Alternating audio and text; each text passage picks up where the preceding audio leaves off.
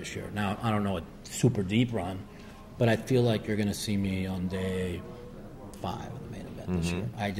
I've been playing way too good for something big not to happen. I've been telling everybody the whole summer, something big's going to happen, something big's going to happen. And the first 2 weeks I said that, and the next thing you know, I went final table. So I just know when I'm playing well. And maybe it's just, there's no limit to this. Who knows? Maybe I'll catch you in cars tomorrow, but the best you can do is, play good and hope good things happen. Oh, I mean, I've talked to you maybe 4 or 5 times before, and you've been much worse many times. You look to be okay. How's things outside the poker? I'm mentally in a pretty good frame of mind. Financially, I'm kind of hurting a little bit. I mean, Full Tilt really kind of destroyed me, just like it did everybody. I keep my mind just distant from that. I try to just never, when people bring it up, I just, try and change the subject because it's so sore subject. And I'm just trying to fight through like everybody else, Yeah. What's the Deep Stacks Poker Tour? So I got my partner's Deep Stacks Poker Tour. We have our own poker tour that we started. It's a televised poker tour around the country. It's kind of like a Heartland Poker Tour, except we bring a lot to the table. We actually bring our Deep Stacks Live training course with me, Booster J, Grinder, Tristan Wade, and we actually spend a 3-hour training course with the people that are going to play in the tournament.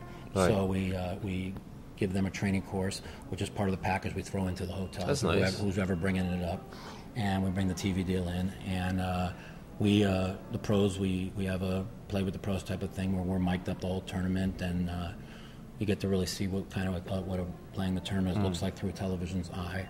And it's our own thing that we came up with, and we're hoping it goes big. And right now we have our main people we just signed Mohegan Sun to be our championship event over in Connecticut, and we got also working with Steve Wynn possibly, and also down in Colorado. There's just a lot we're hoping to get about 16 stops on the tour, and sounds really nice. Yeah, and it's something that should bring good for poker, and hopefully some good, decent income for me. So things will be all right. Yeah, I think a lot of people would like you to make some good money, Mike.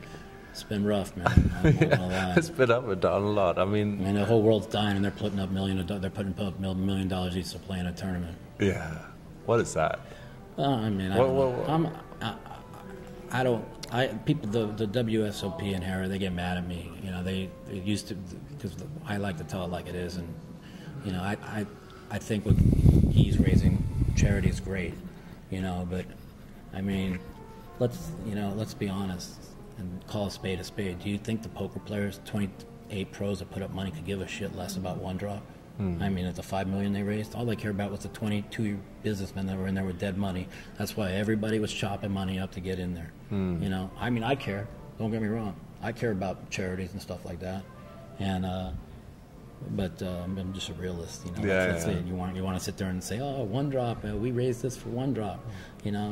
Hey, what you did is, they put in a tournament, and there's a lot of things I don't like about the tournament too. I mean, they put a bracelet event on it. Okay, which is retarded. Yeah. I mean, it's a 48-player capped charity event. Capped. Yeah. Only a certain amount of people play capped. It should be worth a bracelet. Bracelet event, okay. Wait.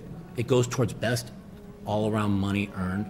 So now Antonio's the fucking all-time money winner. Yeah. He's the all-time this. He's this. Are you kidding me? Yeah, I mean, it destroys history. Don't get me wrong. Antonio's a great player, but don't. Yeah. I mean, it destroys history. I totally understand what you're saying. Okay, when they had Annie Up for Africa every year, and 150 players in there was no bracelet event, and that didn't count towards towards all-around money, and that didn't count towards bracelet.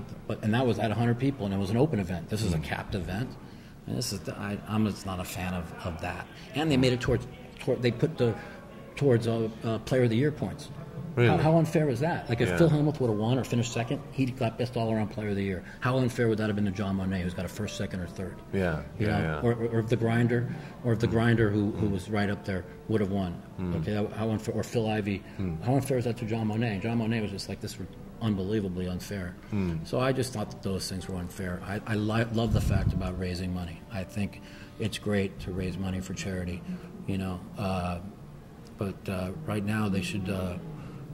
As much as they're worried about, one draw, they need to worry about like the 350 million that got stolen from everybody and how the poker world's dying. Yeah. That's also sort of issues, you know. I mean, it is. I mean, it is. I mean, it's still a true person. I just tell it like it is. Yeah. Well. But I really love Guy Lebert. Guy Liberté is a great human being, great guy. I'm so happy for him. I'm so happy for One Drop. So happy that the tournament turned out to be a success. Real happy for Antonio too. But I just, I have my feelings on what it should mean towards the poker history and the poker. I just don't feel it should have been a bracelet event.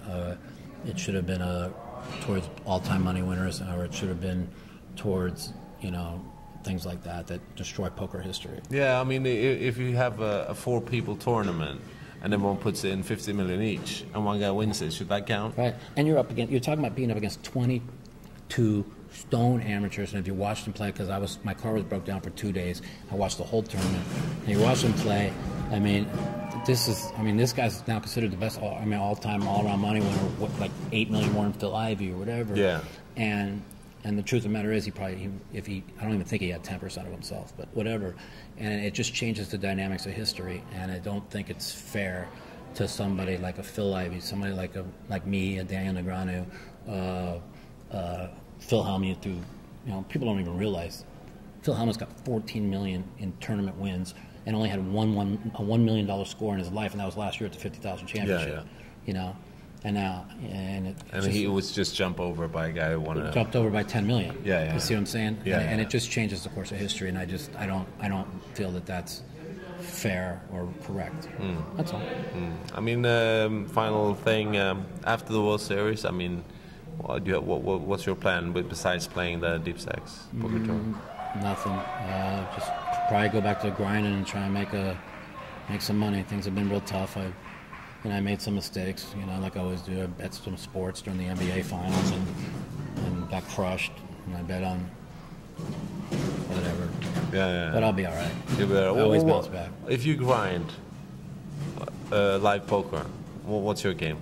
I play the mixed game, the 4 and 800 mixed game at RA. I crush it. I beat the game. I think I've lost. I win like 70%, 80% of the time. I probably win $100,000 a month in it. Really? I do really well in it. So you should be okay. We shouldn't worry too much about Matusow. I'll be fine. The problem with me is I just,